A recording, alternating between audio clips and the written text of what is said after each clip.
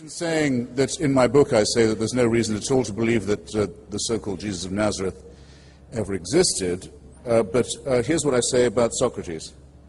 The original collision between our reasoning faculties and any form of organized faith, this is my book, though it must have occurred before in the minds of many, is probably exemplified in the trial of Socrates in 399 BC. It does not matter at all to me that we have no absolute certainty that Socrates even existed. The records of his life and his words are second-hand almost but not quite as much as are the books of the Jewish and Christian Bible and the hadiths of Islam. Philosophy, however, has no need of such demonstrations because it does not deal in revealed wisdom.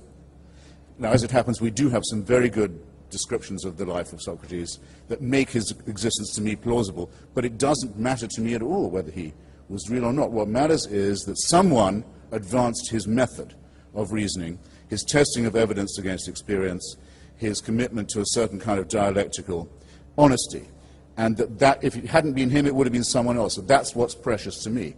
And that he never said, you've got to believe in everything I say, or go to hell, or heaven. Because, and here's why you've got to agree with me, because my mother never went to bed with anybody. And that proves the truth of what I say.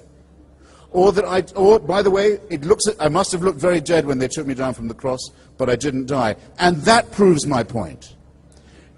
I'm willing to grant it all. I'm willing to grant the Immaculate Conception first, then the virgin birth, then the resurrection, and the Annunciation and the Assumption. I'm willing to grant all of it. It doesn't prove the truth of the proposition that you should take no thought for the morrow. The central doctrine of Jesus of Nazareth, take no thought for the morrow. No investment, no thrift, no care for your children, that you should abandon your family, not worry about construction, about investment, about anything. Just follow me. A ridiculous and immoral proposition that, as C.S. Lewis so cleverly, and I must say for him, very honestly puts it, means that the man must either have been a maniac, a sick man, an evil man, or he must have believed that the world was coming immediately to an end, and that he was commanded to announce this fact to the deluded Bronze Age inhabitants of Palestine. Because if he didn't believe that, and if he didn't believe he was divinely mandated, then his words would not have been inaccurate or false, they would have been wicked. That's what you have to be talking about. Now, there is, on the historicity point, there are only two reasons, I think, to suppose that there may have been the figure of some kind of deluded rabbi present at that time. The first is the fakery of the story. The fakery itself proves something. The prophecy says this man must be born in the house of David, of David's line in David's town. It means he must be born in Bethlehem. Jesus of Nazareth is well known to have been born in Nazareth. In order to get him to Bethlehem, a huge fabrication has to be undertaken. A census is proposed by Caesar Augustus. No such census ever took place. The people of the region were not required to go back to their hometown to be registered. That's never happened. Quirinius was not governor of Syria in that year, as the Gospels say. None of the story of the Nativity is true in any detail, and not one of the Gospels agrees with each other on this fabrication. But the fabrication itself suggests something. If they were simply going to make up the whole thing, and there'd never been any such person, then why not just have him born in Bethlehem right there, and leave out the Nazarene business?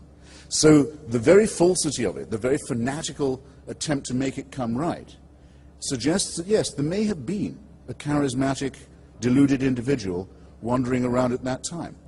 But which is most impressive to you? The fantastic fabrications, the unbelievably inane and inarticulate preachments, or the inconsistencies in the story? You could mention another thing about the resurrection. Most of the witnesses to this are women, illiterate, stupid, deluded, hysterical females, of the kind who in a Jewish court at that time would have had about as much chance of being listened to as they would in an Islamic court today. What religion that wants its fabrication to be believed is going to say, you've got to believe it, because we have some illiterate, hysterical girls who said they saw this? No, it's impressive to me.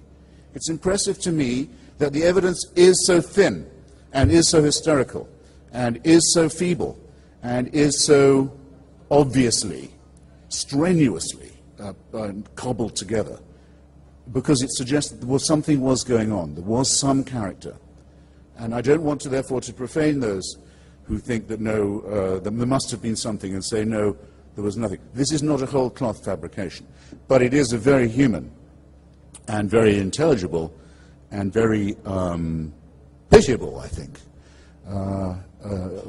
practice of fraud that may have worked on stupefied peasants in the Greater Jerusalem area, but should really have no power to influence anyone in this room, whereas the noble methods and words and systems by which Socrates reasoned will continue to illuminate our path for as long as we care about the only real gift we have, which is our independent intelligence. Now, I think that'll do for now, but if you want to ask me, yes, I've run out of time, but if you would care just to look at the chapter I've written about the discovery, the concession now, by every Israeli archaeologist, by the whole school now of Israeli archaeology, that the entire story of the Exodus, the captivity, the wandering, the conquest of Canaan, and the rest of it, is also a complete fabrication.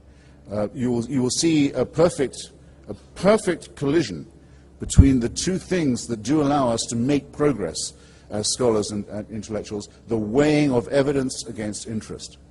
And that the great school of Jewish archaeology, given every motive to find the contrary, giving every motive and every chance in the Sinai and in the region to dig up and find what David Ben-Gurion, at the founding of the state, called the title deeds of Zionism, to come back empty-handed and say, we admit it, this story has no basis of any kind whatever, is I submit to you, something far more noble, far more worthwhile, far more honest, far more courageous, far more moral, and far more Socratic than any of the nonsense that Dinesh just tried to pass off on you. Thanks.